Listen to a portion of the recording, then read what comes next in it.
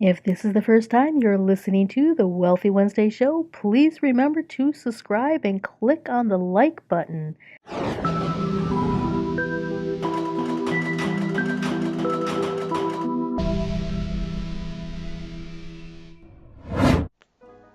Welcome to the Wealthy Wednesday show. I am your host, Lucy McMonagle.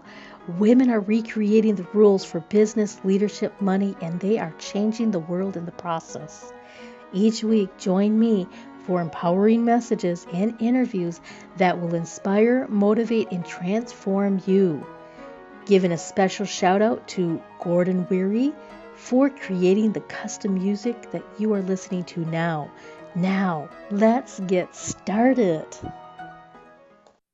Hey, welcome to the Wealthy Wednesday show. This is your host, Lucy McMonagle, and I am the Mystic Wealth Creator. I mentor mystic entrepreneurs to create more freedom in their business through conscious wealth creation so that we can make a big impact in the world, so that we can leave a legacy, and so that we can help end poverty and bring more peace into this world by ending slavery also.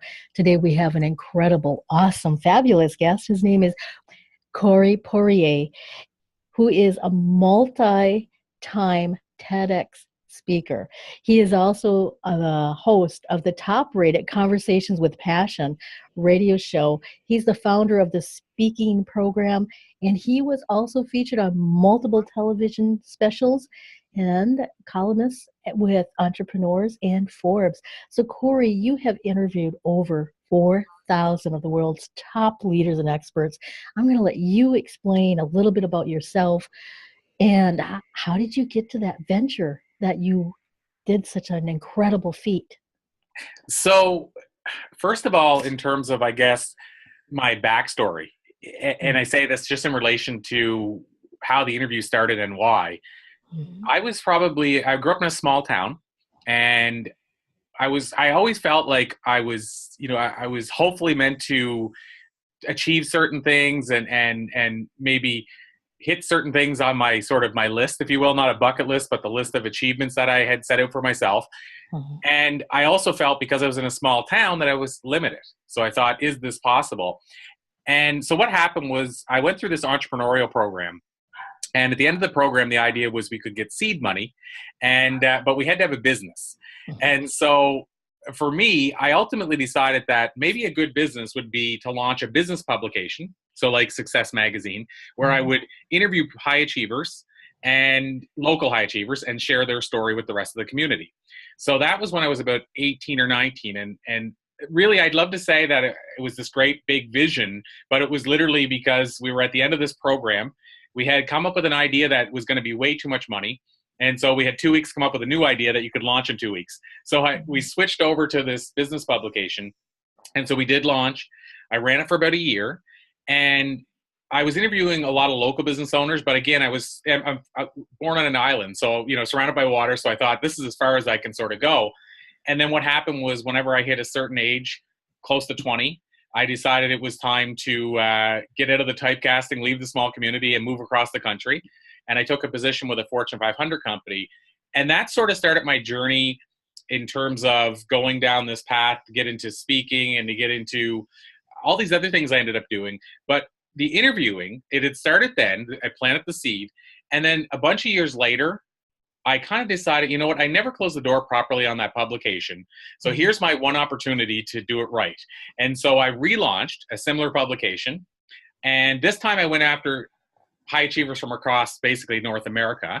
And so I launched a publication, ran it monthly for about 6 years. And that's where this when people hear this big number of 4,000, I did a big dent in that number because of the fact that I was doing 80 interviews a month for the publication to get the paper out. And then I switched over to the show you mentioned and continued doing the interviews. But in terms of the why, so that's the how it started. The why is because I truly just became obsessed by learning what made highly successful people tick, and then also sharing that with other people so they could learn these common traits and exclusive insight. And hopefully that means for them shaving years off their learning curve. Wow. Wow, that's so incredible. And out of all of those interviews and all of that experience of really being next to these incredible giants, what are the three top secrets that you discovered from those? So, this is really exciting to me because it's really the question that I think everybody should ask. What are the common traits of these people that have been able to achieve so much, and in a lot of cases reach the top 1% of each of their industries? Mm-hmm. So the cool part, and I'll tell you this in advance because I think it's neat, because it's something that I think it makes it more acceptable and accessible for all of us. But the three things, all of them, what they have in common, before I jump into what the three are, is that you don't have to start with any of these. It doesn't matter how much money you start with. It doesn't matter what your background is. We always say it's who you know. It doesn't matter who you know. You can start all of these an hour from now. So the first one that I'll share is what I call the power of going all in, or I also call it the power of no. And so what this looks like is the highest of achievers understand the importance of saying no to all the things that would distract them from their core purpose, so they can say yes to the few things that will. And so I further define this by saying they go all in with their phone when they're with their phone, and then when they're with a person, they can go all in with the person, but they don't try to do both at the same time. Where, as you probably have noticed, most people try to juggle both and do neither of them really well. So people try to multitask all the time now, especially with technology, and yet the highest of achievers understand that it's more about how focused you can get and be. So that would be, I guess, the first common trait. Did you want me to continue on into the second and third? Absolutely. This is so exciting. Mm-hmm. Perfect. Okay, so the second one is what I call lifelong learning. So what that looks like is they understand the importance of continuing to feed their mind. Mm-hmm. So to find that knowledge or wisdom that's going to move the needle for them, or going to make the difference. And then they understand the importance of continuing to self-educate with that knowledge. What sets them apart, I think, is they know how to get through all the quote unquote information that most people get stuck in and bogged down in and quicksanded in. And they can get to that wisdom and knowledge that actually is the important stuff. So, for example, they might listen to a TED Talk and get the same insight in 20 minutes that somebody else might have to read through 100 pages on Google to get the same insight. So first of all, they understand the importance of self-educating even after you're done a school. But then the second part is they know how to do it efficiently. And I would say more efficiently than most. And I will add, it's probably why it's no surprise that most of the thought leaders of 100 plus years ago, the Thomas Edison's, Henry Ford's, Ralph Waldo Emerson's, these guys all had personal libraries in their house, even if they didn't finish grade 3. And I don't think that's a coincidence. And it was the same for men and women across the board. I mean, we were actually in Concord, Massachusetts recently. And that's where a bunch of the writers of the 1800s, like Henry David Thoreau and Louise Alcott, all lived. She wrote the Scarlet Letter and Little Women, I believe. And so the point being is that her house was massive library, bigger than probably most of the personal libraries of the time. And so I think this tells us that for hundreds of years, the people that fed their mind, even when they weren't in school, are the ones that rose to the top. So this is what I've discovered too with common traits in terms of the high achievers of today, is they are the people that continue to say, how can I continue to learn more efficiently and continue to feed this mind on the top of my head? So that's number 2. Wow. And I will add in too, just to kind of, I guess, sort of put a big stamp on that, Jack Canfield, we had on the show. So yes. Chicken Soup for the Soul co-author and co-creator. So Jack, so he was on the show and we talked about his learning and how he still every day, he does an hour of power. And 20 minutes of that hour is he finds a way to learn something new. So we had somebody else on the show talking about Jack, and they shared an experience where they were at a Tony Robbins seminar. Jack was at the back of the room at 69 years old at the time, and he was sitting next to this gentleman who was probably 19 or 20. And Jack, this was the picture that people saw. Jack was taking notes like crazy in his notepad, and the 19-year-old was looking over at him, shaking his head, saying, "You fool." And meanwhile, Jack is impacting, probably 1 million lives a year, and knows Tony personally and could just ask Tony the same questions. But he still believed in the importance of sitting in that room taking the notes. And the 19-year-old, who probably needed it more than Jack ever will now, didn't get it. Mm-hmm.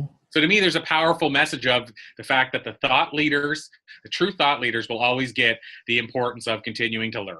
So that's the second one.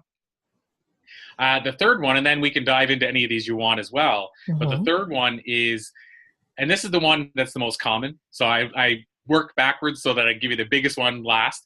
But the most common trait that the highest of achievers share that we've discovered is that they live on purpose. So what that means is they've discovered or uncovered their passion, and they spend more of their time in that passion area or genius zone or in their superpower, whatever you want to call it. They spend most of their time basically living on purpose. Whereas most people struggle to ever find their purpose. And, I've heard numbers like something like only 5% of people, I've heard this through a study, and I don't know how accurate this is, but it's still a study that was done, that something like only 5% of people will discover their purpose in their lifetime. Even if it's bigger than that, we still know it's not 100%, and we still know it's probably not 50, because think of how many people dislike their job. Yes, that's true. What I'm getting at is the one thing we know is the highest of achievers, almost zero. I'm gonna say very close to zero of them that I've interviewed were able to get there if they weren't already following their passion and purpose. So that's number one. So that's the three. They know how to go all in and avoid the distractions. They know how to keep feeding their mind and the wisdom and insight that'll make the difference. And they do so with passion and purpose. Wow. And so one of the ways that you discovered your passion, and correct me if I'm wrong, you were actually taking a class for stand-up comedy. And one of the things that your teacher did at the end of the thing was brought you to a comedy club. And at that moment, your class wanted to know who's going to be up, and it was you. And you were the first one up there. And I believe you mentioned that you discovered you had a passion for speaking. Am I correct, or did I completely mess that up? No, everything was pretty much as is. So that's pretty much how it played out. The only thing was that was really, I guess, a big part of that stand-up time in my life is that we went through that 2-week workshop. The third week, we did go to a comedy club. I did go up first. The only thing that I'll add in to that is that we didn't know we would be performing that night. So he sprung it on us with about 5 minutes notice. Now I chose to walk up on stage and stop. They didn't actually say, "Hey, Corey's going to be the one that goes first." They were still talking about who should go first. I jumped up onto the mic, told 2 jokes, and only then to discover that the mic was turned off. And basically I bombed, covered in sweat. But yes, everything else, that's exactly how it happened. And then what happened for me is I kept performing stand-up, and about a year into that, I discovered this thing called professional speaking. And I realized quickly it had all the things I loved about stand-up, and it didn't have all the things I didn't like. And so I started doing both at the same time until eventually I just continued on with speaking and put stand-up into the retirement bucket. So like I said, everything you said, stand-up, workshop, all the same. But I can say it wasn't a volunteer situation where I went on the stage. I was tricked into it. It was a happy accident. Yes, and sometimes I believe that life hands us happy accidents in order for us to find those questions we're looking for inside of us. Absolutely. And there had to be something inside of you looking for what makes me passionate, what makes me something more than what I can be, I'm assuming. Yeah, and you're assuming correct. In fact, you'll notice that I smile a lot of times in between when you're talking and I'm talking. I'm smiling when you're talking usually, and that's because truthfully, it's not like a phony smile or anything like that. It's not pre-programmed. It's because truly I feel all the time like I'm almost on fire. That's how passionate I am. And so I smile a lot because I'm truly happy with where I am in my life. And the irony, and I think it's because I spent the first 20 some years as a pessimist. So until that stand-up comedy helped me find my passion, and then went into the speaking, I was right up until my mid-20s. I was this person that battled anxiety, hypochondria, and battled them hardcore. And so I know the difference. And so I think I smile a lot now because I never used to smile then. So I'm making up for all the lost time, I think. But it's truthfully because once you find that your calling, it's very rarely that you're working. And if you're not working, like what we traditionally call working, it's hard to be unhappy. So yeah, it was the difference maker. It changed everything. The fact that it, for me at least, all but eradicated anxiety and hypochondria that I battled for 4 or 5 years. That should tell you how powerful at least purpose and passion was and is to me. Well, that is so, right there, that is gold. I mean, maybe it's titanium actually, is to really have somebody to look at you were doing one thing, and you kept at it because you knew there was something that was there, but you couldn't quite put your finger on it because you had good things, you had bad things, and then that and led you to what really turns you on, what really puts you fire inside of you. Yeah, and I these days I spend time. I mean, I just released a book. Well, it's weird. I'm saying just released, but I released a book through a Kickstarter campaign for a month. Mm-hmm. Then I took it off the shelf, and now we're releasing it February 20th ish. So a lot of people hearing this interview, it'll probably already be up, the book. But the book is called The Book of Why and How. And so it's built around this whole concept of finding your why, which to me is your purpose or your passion. And why I guess that is important to me is because it did change so much. But here's the thing. I was able to look backward and see how I happy accident into my stand-up comedy and then into my passion. So I fell backwards into a happy accident that turned into me finding my passion. And what I was able to do by looking backwards, though, is I was able to see the steps I could have taken to discover it earlier.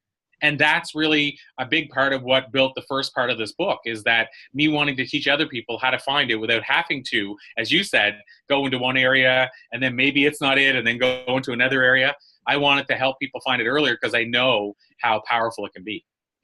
Yes, absolutely. And you also know a lot about the internet and passive incomes and how to discover what's working, what's not working. Can you tell us a little bit about that aspect of your life and your business? Yeah, absolutely. So, and even to tell you why it started, that I wanted to get a little bit more online, because here's the interesting part about being a paid and professional speaker is, quite truthfully, I mean, it's going to change in the future, but still at this day and age, you can still be a professional speaker without even being on Facebook, LinkedIn, or Twitter. And a lot of people are surprised by that. But the truth is, and I'll give you an example, if what you're doing is picking up the phone or sending an email to potential meeting planners, and they decide to book you, you could have a website, you can have email. It doesn't mean you're on Facebook or Twitter or LinkedIn. There's lots of speakers that are getting really hefty fees, and the clients that are booking them are CEOs of companies that are maybe 60, and they're probably not on Facebook every day or on LinkedIn. They don't spend their time there. But there's going to be a point where that's going to change, right? I mean, we have millennials and Generation Zs who are starting to run the companies. Mm-hmm. Well, 15 years from now, they're not going to be, sitting at the office not looking online. They're going to be all over social media. So I think you have to start at some point, unless you're planning to retire in the next 10 years as a speaker. So to me, it's interesting that I decided to go this route because I probably didn't have to, is what the point is. I probably could have just said sort of offline and just website, that type of thing. But I'm 42, my girlfriend's 41. We started our family this year. We have one child, son Sebastian, and he's 6 months and a few days. And so that changed a lot of things in my life. That changed the desire to be on the road 300 days a year. And so, but I recognized this a few years ago that I wanted to slow this down. So anyway, that's the why. Why did I start getting more online and I started launching separate business models that could bring in a passive income? It's because I wanted to know I didn't have to be on the road unless I wanted to. So I mentioned the book. I mean, that becomes a passive income. Yes. And I have other books from the past that become a passive income. But one of the things about the book business is usually you're only as hot as your latest book. Yes. So a lot of people don't realize usually your back order books, like my book from 2010, I'm not selling a lot of those copies unless I'm at an event and bring it with me. But that's one sort of passive income. That's still that's still not in the social realm. But in terms of what I've done passive income wise, that I guess most people listening would relate more to, is I started launching programs. So I launched a speaking program, and what that involves is me teaching other people how I get on the stage, how I craft talks, how I get bookings, how I get paid, how you actually get your money rather than doing a booking and not getting paid, and all that kind of stuff. So I launched a speaking program to help people, guide people through the speaking journey for them. And then I followed that up recently with a TEDx program, which basically is how do you secure and deliver your TEDx talk. And so that's the direction that I'm going. I will say that, and this is I'm telling you this, and I've only probably told one other person, but down the road, part of the thing with this new book, the reason I'm taking the steps I am with it and launching it is because I want to launch a program to teach people how to launch a book for branding purposes, for growing your business. Too many people launch a book either for a vanity project or because they think it's going to make them a millionaire. And usually neither of those two things happen. Usually the people that have success with a book realize it's not about the money you get from the book. Usually it's about what it gets you in certain doors. It gets you speaking engagements. It might get you build your list, your email list. So going back to the online side of things. So long story short is I want to show that to people so they don't launch a book, stockpile 2,000 copies, and then say, wow, launching a book sucks, and then move on and don't make any of their money back and have all these books in their basement collecting dust. So that's the next stage. So in terms of online and in terms of passive income, that seems to be where I'm headed with the direction is basically online programs where there's a mixture of pre-recorded video and then also live Q&As and different ways to interact live. And then things like private Facebook groups that we can now attach to those kind of communities. So I like to build a community that's also a program that teaches you the whole speaking business, but also gives you people to talk to that are actually in the journey at the same time as you. So that's it in a nutshell. Wow, Corey, that formula you just gave us is definitely a writer-downer. If anybody's listening to this, I hope you push the rewind button and pay attention exactly what he just told you, because he gave you a formula that's going to help you bring your business up online to get more social influence. And plus, he's also got a special gift for you that's a little bit about influence. Can you tell us about the Let's Do Influencing gift that you have for the audience? Yeah, absolutely. I'm happy to. So what I decided to do is I decided to put together an offer. It's free, completely free, but it's actually an offer to grab a copy of one of my books.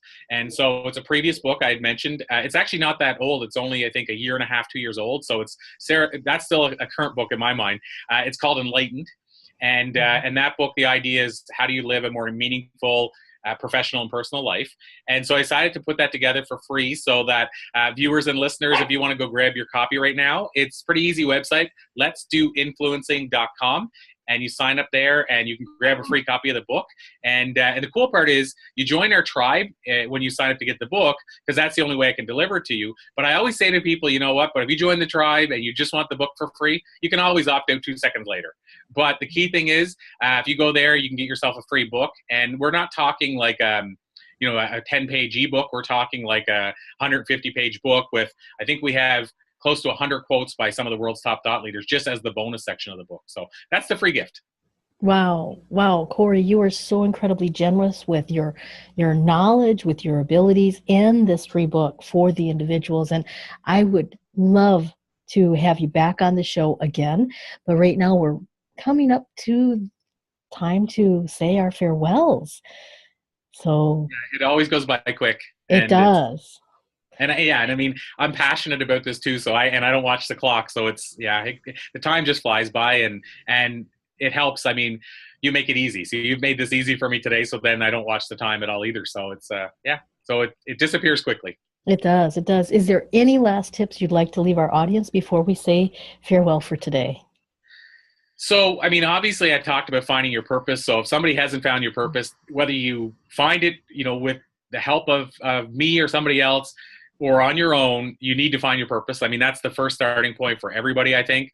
I'll give you a little tip, though. If somebody's wanting to become an influencer, or they want to, because you talked about building an online business, they want to sort of get out into a bigger market or a bigger world, I'll give you a little hint that worked really well for me over the years.